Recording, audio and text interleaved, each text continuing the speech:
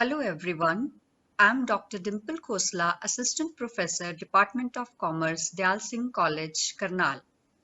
Today we will learn about nature and scope of cost accounting. By the end of this video, you will be able to understand meaning of cost, cost accounting and cost accountancy,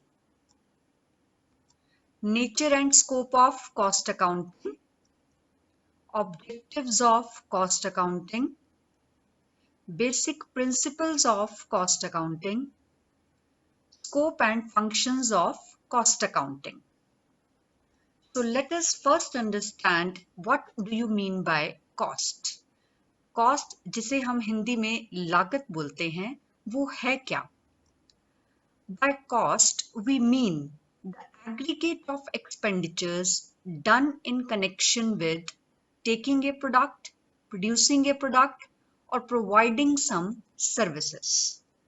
मतलब किसी भी product को बनाने में और किसी भी service को प्रोवाइड करने में जितना भी खर्चा आता है उस सब के योग को हम कॉस्ट कहते हैं. Cost is the amount of expenditure actual और notional incurred on or attributable to a given thing. मतलब किसी भी वस्तु, किसी भी प्रोडक्ट, किसी भी सर्विस जिसको हम ये कह पाएं कि इसको बनाने में या इसको प्रोवाइड करने में ये खर्चा हुआ, उसे हम कॉस्ट या लागत कहेंगे. Now let us talk about cost accounting. Cost accounting is a system of cost accumulation and classification for product costing and managerial planning, control and decision making purpose.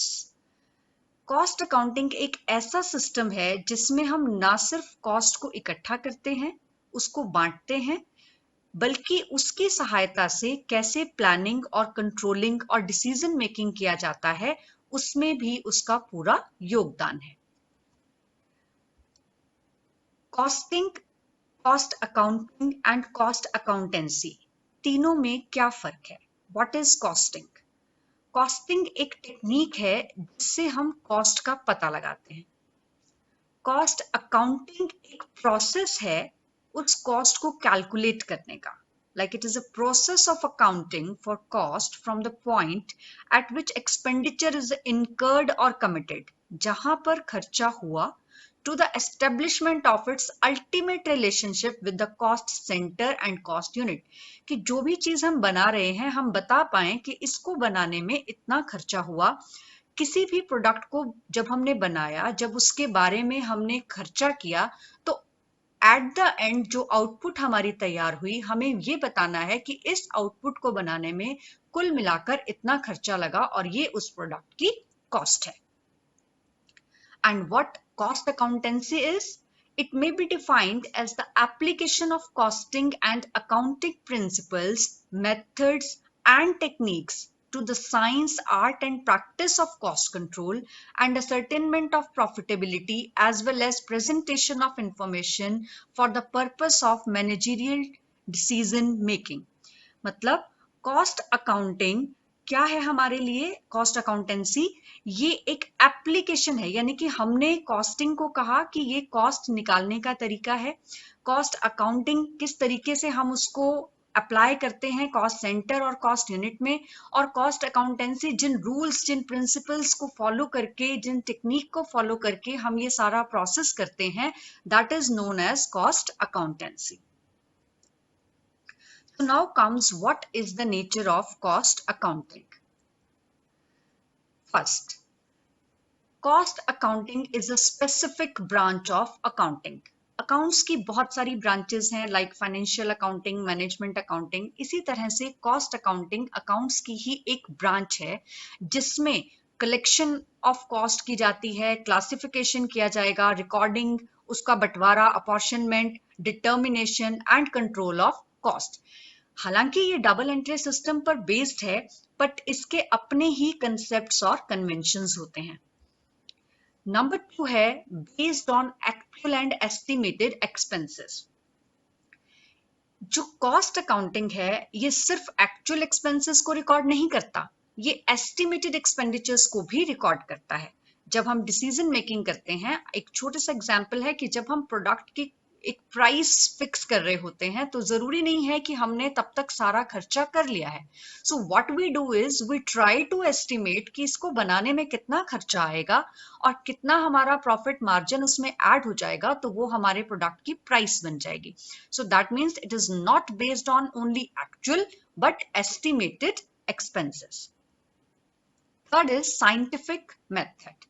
In cost accounting, certain rules and principles are followed. कुछ conventions हैं, कुछ rules हैं जिनको हम follow करते हैं, जैसे कि double entry system में, इसलिए इसे scientific कहा जाता है, और systematic manner से ये होता है, that's why we know it as a scientific method. And use of what? हर कोई जब अकाउंट्स मेंटेन करता है तो उसका अपना कैलिबर भी साथ में काम करता है। जब हम कह रहे हैं कि ये डबल एंट्री सिस्टम को फॉलो करता है लेकिन उसके अपने कंसेप्ट्स एंड कन्वेंशंस हैं, तो जो ह्यूमन एक्ट है वो यहाँ पर यूज होता है, and with the help of the art हम रूल्स और प्रिंसिपल्स को फॉलो करके जब उसको डिफरेंट स्टेटमेंट्स डिफरेंट परफॉर्मर्स में प्रेजेंट करते हैं तो उसे आर्ट कहते हैं। नेचर ऑफ कॉस्ट अकाउंटिंग में आगे है कि with the help of cost accounting expenses can be properly recorded, collected, classified, allotted and divided. कि कॉस्ट अकाउंटिंग की वजह से हम अपनी खर्चों को प्रॉपरली रिकॉर्ड कर सकते हैं, उनको क्लासिफाई कर सकते हैं और बता सकते हैं कि किस चीज को बनाने में कितना खर्चा आया। Total cost of production or services as well as per unit cost can be calculated. Total cost तो हम निकालेंगे ही, इसके साथ साथ हम ये भी निकाल पाएंगे कि एक यूनिट को बनाने में कितना खर्चा आया। डिटर्मिनेशन ऑफ सेलिंग प्राइस सबसे इंपॉर्टेंट है ये कि कॉस्टिंग हम करते क्यों हैं, so that we may know कि हम जब इसको बेचेंगे तो ये प्रोडक्ट कितने का बिकेगा। तो कॉस्ट अकाउंटिंग में हमें सेल प्राइस फिक्स करने की हेल्प मिलती है। It is possible because in this method the estimated total cost can be calculated before the completion of production process. मैंने अभी पहले बताया आपको कि इसमें एक्चुअल एक्सपेंसेस के साथ साथ एस्टिमेटेड एक्सपेंसेस भी लिए जाते हैं। तो एस्टिमेटेड एक्सपेंसेस की वजह से हम प्राइस पहले से ही निकाल पाते हैं कि हमारा एस्टिमेटेड सेलिंग प्राइस कितना निकलेगा। Helpful in managerial decision making, cost accounting हमें पूरी इंफॉर्मेशन देती है जिसकी वजह से हम बड़े से बड़े मुश्किल डिसीजंस को ले पाते हैं। Cost of work in progress, ये जरूरी नहीं है कि जब हम अकाउंट्स मेंटेन करें साल के एंड में 31 मार्च को तो उस वक्त जो भी काम चल रहा हो उसकी कॉस्ट निकल आएगी और वो काम कंप्लीट हो चुका होगा। माइट भी कुछ काम अभी हमारा वर्क इन प्रोग्रेस यानी कि अधूरा है, काम चल रहा है। तो कॉस्ट अकाउंटिंग हमें ऐसे काम की भी कॉस्ट निकालने में, खर्चा निकालने में मदद करता है कि जो काम अभी पूरा नहीं हुआ, जो वर्क इन प्रोग्रेस है, उसकी क्या कॉस्ट है। So after the nature, let's shift to the objectives of cost accounting. सबसे पहला ऑब्जेक्टिव है ascertainment of cost. किसी भी प्रोडक्ट की, यूनिट की, जॉब, कोई काम किया जा रहा है, कोई ऑपरेशन, कोई प्रोसेस, कोई डिपार्टमेंट, कोई सर्विस, किसी भी तरह का काम, किसी भी तरह की सर्विस, उसकी कॉस्ट को डिटरमाइन करना कॉस्ट अकाउंटिंग का सबसे पहला ऑब्जेक्टिव है। It not only determines the cost at completion stage but also determines the cost at various stages of production. ये सिर्फ कंप्लीट होने पर हमें कॉस्ट नहीं बताता, पर अलग अलग स्टेजेस पर भी हमें बताता है कि प्रोडक्ट की कॉस्ट कितनी है। Then again, determination of selling price, हमने नेचर में बताया कि the general level of price for product and service is determined by conditions of demand and supply in local or international or national markets. लेकिन जब हम किसी product की individual या सर्विस की इंडिविजुअल प्राइस को कंसीडर करते हैं तो सबसे पहले हमें उसकी कॉस्ट ऑफ प्रोडक्शन और सारी कॉम्पिटिटिव कंडीशंस को देखना पड़ता है। The problem of production, distribution and administration cost per unit of product और ए सर्विस, इन सब की नॉलेज होना बहुत जरूरी है। तो नेक्स्ट हमारे पास है cost control and cost reduction. Cost control और कॉस्ट रिडक्शन, कॉस्ट कंट्रोल का मतलब और कॉस्ट रिडक्शन का मतलब एक नहीं है, इनको हम एक नहीं मान सकते। कॉस्ट कंट्रोल एक टेम्परेरी अफेयर हो सकता है, जो कि हो सकता है हमने क्वालिटी की कॉस्ट पर भी किया हो, क्वालिटी को कॉम्प्रोमाइज करके किया हो। जबकि जो कॉस्ट रिडक्शन है वो कुछ क्वालिटी की कैरेक्टरिस्टिक्स को रिटेन करके और ये देखकर कि ये जो चेंज हम इसमें करने जा रहे हैं प्रोसेस में वो परमानेंट नेचर का हो और उससे कॉस्ट में जेन्युइन तरह की सेविंग्स हो। जैसे हम कोई मैन्युफैक्चरिंग में, एडमिनिस्ट्रेशन में, डिस्ट्रीब्यूशन में, सेलिंग में कुछ इस तरह का चेंज लाएं कि जो वेस्टेज हो रही है वो खत्म हो जाए, कोई इनएसेंशियल एलिमेंट्स हैं वो कम हो जाएं, जिसकी वजह से हमारी कॉस्ट परमानेंटली कम हो। तो कॉस्ट कंट्रोल करना किसी वजह से हो सकता है कि हमने किसी खर्चे को नहीं किया, उसकी वजह से हमारी क्वालिटी रिड्यूस हो गई, लेकिन कॉस्ट रिडक्शन क्वालिटी को कॉम्प्रोमाइज नहीं करता है। कॉस्ट रिडक्शन में हम प्रोडक्ट की कॉस्ट को एक लेवल तक कम करने की कोशिश करते हैं। So in this way cost accounting after a proper analysis of cost record and cost control and the cost reduction factors are emphasized, कि हम पूरा कॉस्ट का जब एनालिसिस कर लेते हैं तो हम देखते हैं कि कैसे कॉस्ट कंट्रोल हो सकती है और कैसे कॉस्ट को रिड्यूस किया जा सकता है। Next objective is ascertaining the profit of each activity.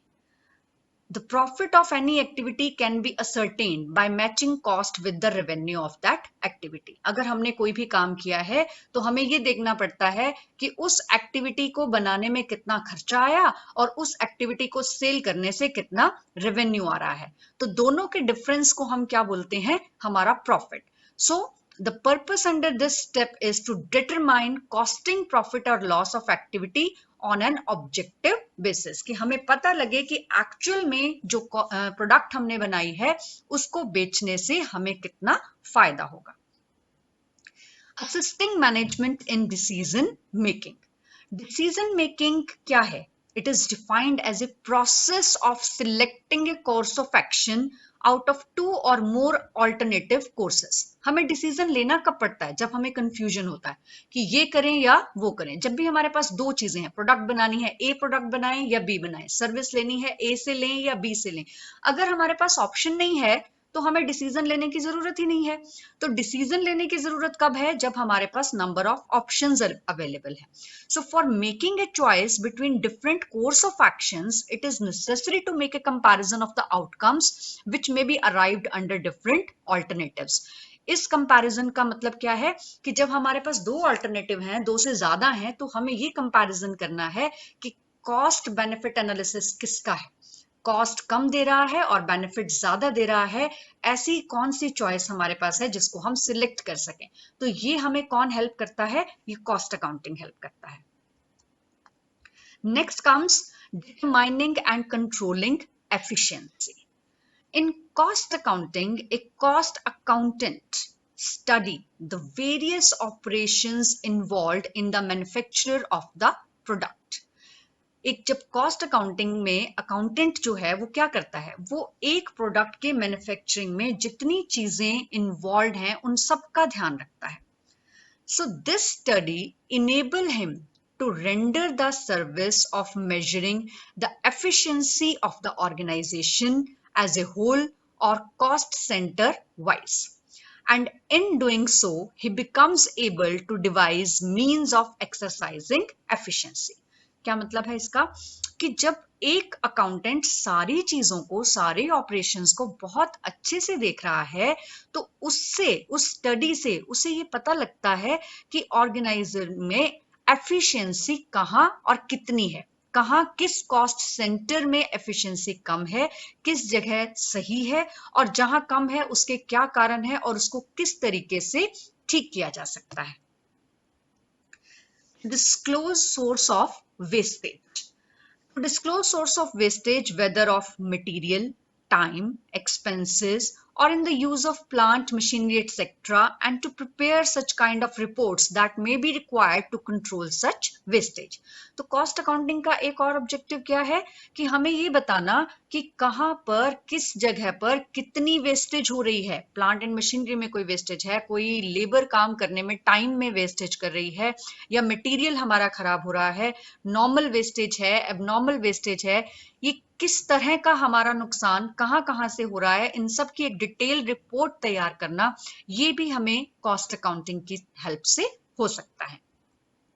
इसके अलावा कॉस्ट अकाउंटिंग के और भी कई ऑब्जेक्टिव्स हैं, जैसे help in preparation of budget and implementation of budgetary control, budgets को बनाने में और बजटरी कंट्रोल को इम्प्लीमेंट करने में कॉस्ट अकाउंटिंग का सबसे बड़ा योगदान है। क्यों?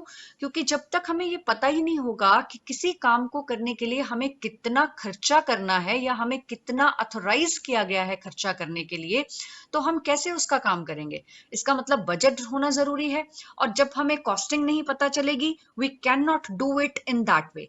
तो दैट मीन्स बजट बनाने के लिए cost accounting helps to organize the internal audit system to ensure effective working of different departments. Internal audit system, जितने भी अलग अलग हमारे डिपार्टमेंट्स काम कर रहे हैं विद इन द ऑर्गेनाइजेशंस, उनका इंटरनल ऑडिट देखना, ये सब कॉस्ट अकाउंटिंग के ऑब्जेक्टिव्स में आता है।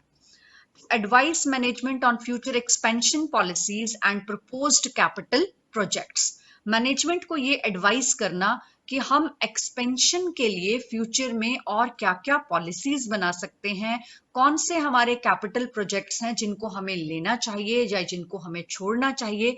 मेक और बाय डिसीजन है, बहुत सारी ऐसी चीजें हैं जिनमें हमें ये देखना पड़ता है कि इस प्रोडक्ट को हम खुद अपनी फैक्ट्री में बनाएं, या इसको हम बना बनाया खरीद लें, या हम इसको आधा बना हुआ खरीद लें और उसके बाद इसको अपने पास प्रोसेस करें। तो इस तरह के डिसीजन, कैपिटल बजटिंग डिसीजंस जो हैं, उन सबको हेल्प करता है cost accounting. Provide specialized services of cost audit, cost audit करना एक ऑडिटर का काम है और ये सर्विसेज कॉस्ट अकाउंटिंग के अंडर ही प्रोवाइड की जाती हैं। अब कॉस्टिंग काम कैसे करता है? तो there are certain fundamental principles, basic principles हम इनको बोलते हैं। तो बेसिक प्रिंसिपल्स ऑफ कॉस्टिंग क्या है? First one, cause and effect relationship. There should be cause and effect relationship for each item of cost. Cost and effect का क्या मतलब है कि इस काम को हमने किया, ये ऐसा हुआ और इसकी वजह ये थी। फसल खराब हो गई ज्यादा बारिश होने की वजह से, तो यहां पर कारण और परिणाम में संबंध है। अगर कारण और परिणाम में संबंध होगा तो उसका इफेक्ट हमने देखना है। In other words, cost must be related to a cause, कि खर्चा हुआ है तो उसका कोई कारण होना चाहिए। For example, salary must be paid only if some services are hired. Salary हम कब देंगे? अगर हमने किसी से कोई काम करवाया है तो, अगर हमने किसी को सर्विस पे, नौकरी पे रखा है तो हम उसको सैलरी देंगे। Rent should be paid if some area is taken on rent और some machinery is used on rent. अगर आपने कोई मशीनरी किराए पे नहीं ली, कोई एरिया किराए पे नहीं लिया और आप खर्चा दिखा रहे हैं रेंट का, तो वो तो गलत हो गया। इसका मतलब रेंट हम कब देंगे? रेंट हम तब देंगे जब हमने कुछ रेंट पे लिया है। So that is related to a cause. The expenditure of a particular department should not be charged to any other department. खर्चा A डिपार्टमेंट का है लेकिन हमने B डिपार्टमेंट में डाल दिया। तो ये प्रिंसिपल्स फॉलो करने होते हैं कि cause and effect relationship establish हो, जिस डिपार्टमेंट का खर्चा है उसी डिपार्टमेंट में हो। If some joint expenses are incurred, मान लीजिए A और B डिपार्टमेंट है और दोनों ने मिलकर कोई खर्चा किया है, these should be distributed on some suitable basis. तो उनका अलग से बंटवारा होना चाहिए कि उसका A को कितना हिस्सा जाएगा और B को कितना हिस्सा जाएगा। Second principle is charging of cost after its occurrence. Cost को उसके होने के बाद चार्ज करना। Cost of production of service must include only those expenses which are actually incurred. For example, the product will be distributed to the wholesalers or retailers only after its production. अगर आपने production किया ही नहीं तो आप wholesaler को product नहीं दे सकते, wholesaler retailer को नहीं दे सकता. इसका मतलब ये कब होगा काम? जब प्रोडक्शन हो जाएगी. So the cost of production must not include distribution expenses. हमने प्रोडक्ट को प्रोड्यूस किया है, उसको बांट नहीं दिया अभी, तो कॉस्ट ऑफ प्रोडक्शन के अंदर हम डिस्ट्रीब्यूशन एक्सपेंसेस को नहीं ले सकते. Travelling expenses are done in connection with sale, कि हम बेचने जा रहे हैं, हमने एक जगह से दूसरी जगह तक जाने में किराया खर्चा है, तो उस सेलिंग एक्सपेंसेस को भी हम कॉस्ट ऑफ प्रोडक्शन के हेड के अंडर नहीं ले सकते. So these will make the part of total cost but not the cost of production. Total cost का हिस्सा ये जरूर बनेंगे लेकिन cost of production का हिस्सा नहीं बनेंगे. तो दूसरा प्रिंसिपल क्या हुआ कि कॉस्ट को चार्ज करना है आफ्टर इट्स इनकरेंस. नेक्स्ट है आपके पास past cost should not form part of future cost. Past cost यानी कि पिछली cost which is however not deferred revenue expenditure. I hope आप सबको पता है कि deferred revenue expenditure क्या होता है.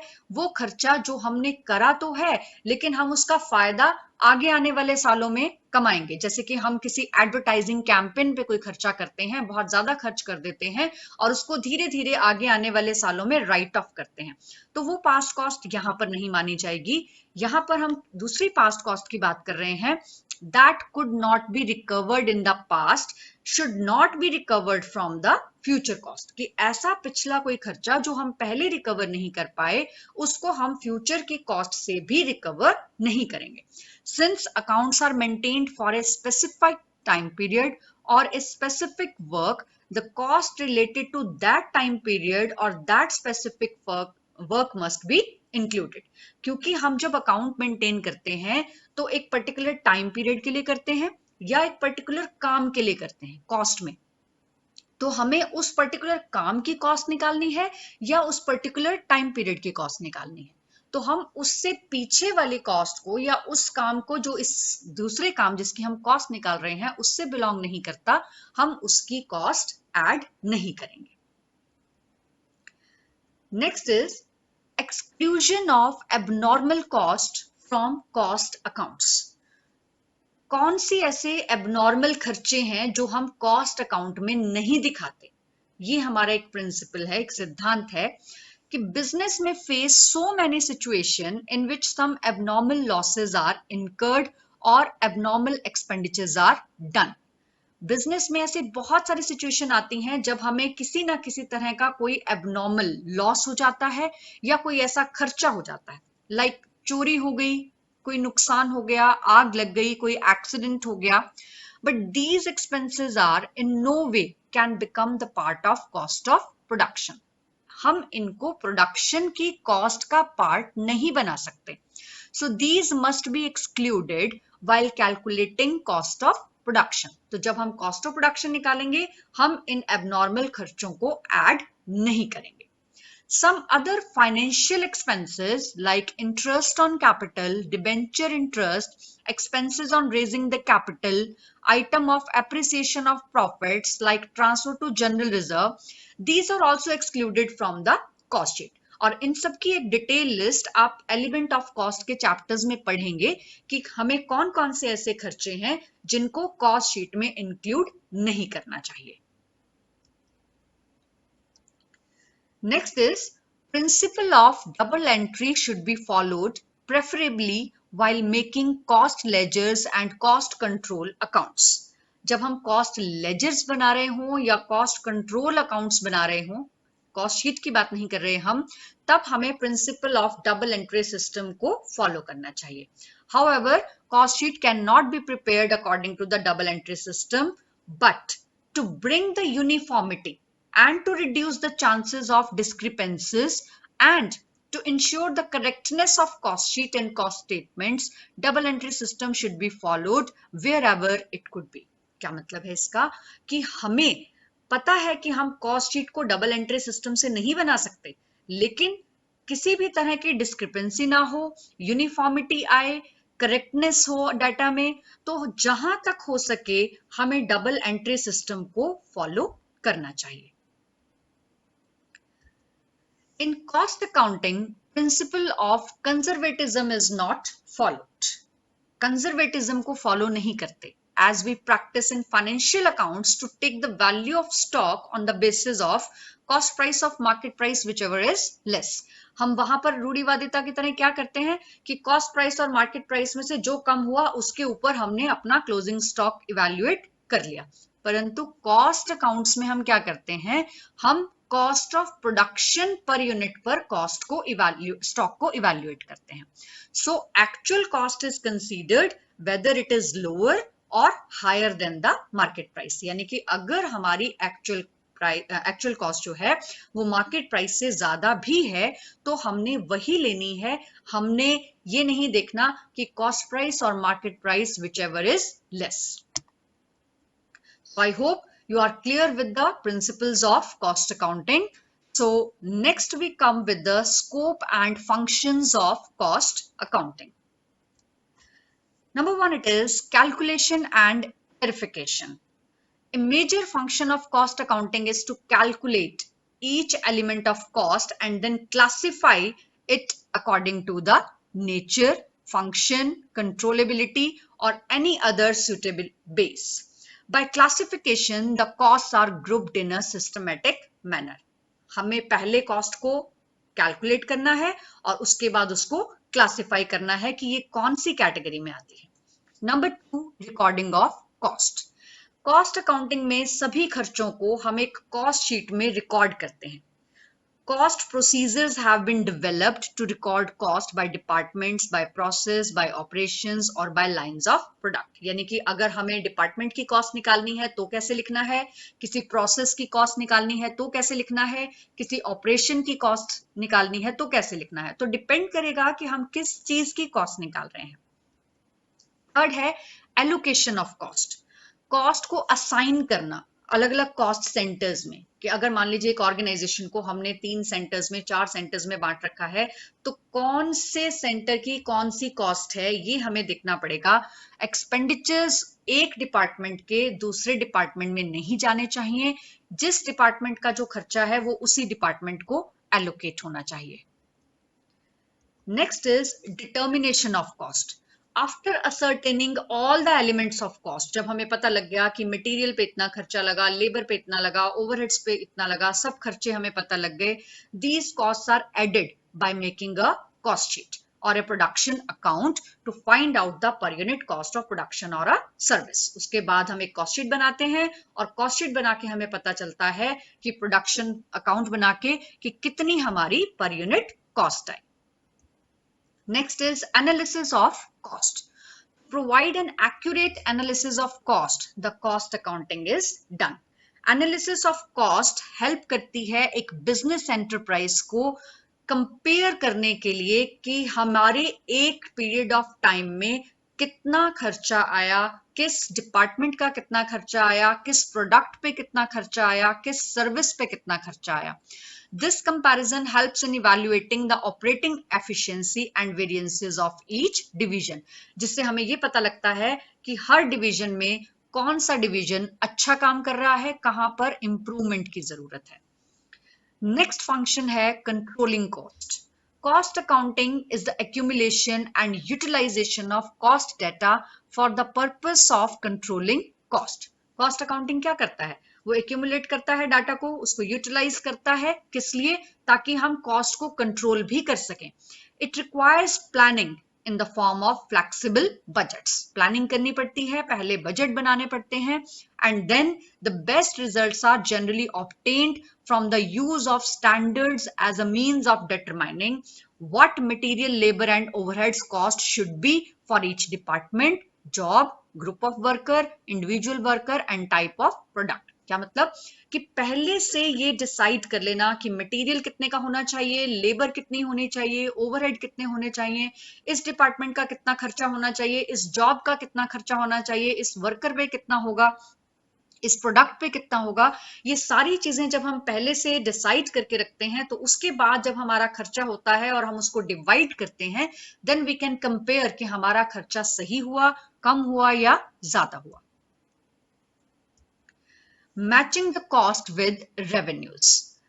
One more function is the proper matching of cost with revenue. Since it is considered valuable to management to have monthly or quarterly financial statements, it is important that the cost and income data presented in the statements reflects the cost of production or service that are identified with the sale for the period, regardless of when expenditures represented by these cost of goods or services were incurred. सबसे main चीज है matching of cost with the revenue. हमने पहले भी बात की थी कि जिस टाइम पीरियड की हम सेल की बात करते हैं उसी टाइम पीरियड का खर्चा होना चाहिए. तो मैनेजमेंट के लिए जैसे हम फाइनेंशियल अकाउंट्स में हम रिपोर्ट्स बनाते हैं कि मंथली बनाई या क्वार्टरली स्टेटमेंट बनाया, ऐसे ही कॉस्ट में भी हमें ये ध्यान देना चाहिए कि कौन से प्रोडक्ट को बनाते टाइम इस टाइम पीरियड की सेल इतनी थी और इसका यहाँ पर कितना कॉस्ट, कितना खर्चा इसमें आ रहा है, regardless of what, कि when expenditures represented by these cost of goods or services were incurred. ये हुए कब थे, ये किए कब थे, लेकिन है तो इसी प्रोडक्ट के और इस प्रोडक्ट को हमने सेल किया है तो इसका इतना खर्चा था और इतने में उसको बेचा गया. Thus in manufacturing and production enterprise, material, labor and overhead costs are accumulated first. तो इसका मतलब प्रोडक्शन हाउस में क्या होता है, पहले मटेरियल को, लेबर को और ओवरहेड, इन खर्चों को एक्यूमुलेट किया जाता है as an asset, termed work in progress. उसको हम वर्क इन प्रोसेस या वर्क इन प्रोग्रेस बोलते हैं. एंड सब्सिक्वेंटली वो क्या बन जाती है, हमारी finished good. But they are not treated as an expense or cost of goods sold element until the accounting period when the goods or services represented by such expenditures are actually sold. तब तक वो हमारी खर्चे जो है उसको हम क्या मान के चलते हैं कि वो हमारी एसेट है. जब वो हमारी बन जाती है, टोटल खर्चा निकल आता है और उसको हम सेल से कंपेयर करते हैं, तब हमें पता लगता है कि हमारा रेवेन्यू कितना है. Advise the management. Cost accounting help करती है मैनेजमेंट को in control of inventory so that there may be minimum locking up of capital in stock of raw material, stores, work in progress and finished goods. क्या मतलब है कि cost accounting जो है वो हेल्प करती है मटेरियल कंट्रोल में. मटेरियल कंट्रोल का मतलब क्या है कि हमें स्टॉक में कितना रखना चाहिए. इसका मतलब रॉ मटेरियल है, मान लीजिए आप रॉ मटेरियल को एक्सेस में मंगा के रख लेते हैं, प्रोडक्शन आप कर नहीं पा रहे, तो आपकी जो वर्किंग कैपिटल है वो रॉ मटेरियल को खरीदने में लग गई. तो इसका मतलब रॉ मटेरियल वेस्ट पड़ा है, वो प्रोडक्शन में यूज नहीं हो रहा और हमारी कैपिटल भी ब्लॉक हो रही है. और अगर रॉ मटेरियल कम आ गया तो भी हमें सारा जो प्रोडक्शन प्रोसेस है वो स्लो करना पड़ेगा, मशीनरी जो है वो वेस्ट होगी, लेबर जो है वो वेस्ट होगी. तो इसका मतलब प्रॉपर हमें पता होना चाहिए कि कितनी कैपिटल को हमने लॉक करके रखना है, वर्किंग कैपिटल को रॉ मटेरियल में, कितनी को प्रोडक्शन प्रोसेस में, कितनी को वर्क इन प्रोग्रेस में. So it also helps the management on future expansion and profitability. It also guides them to formulate policies and plans directed towards profitable operations. So ये हमें guide करता है कि हमें फ्यूचर प्लान्स, पॉलिसीज कैसे बनाने चाहिए और कितना स्टॉक एक टाइम में रखना चाहिए जिससे हमारे रिसोर्सेज वेस्ट ना हो. So I hope you all understood, as I told you, that you will be clear regarding cost, costing, cost accounting, cost accountancy, उसके मीनिंग के बारे में, उसके ऑब्जेक्टिव्स, उसके फंक्शंस, उसके principle. So thank you so much.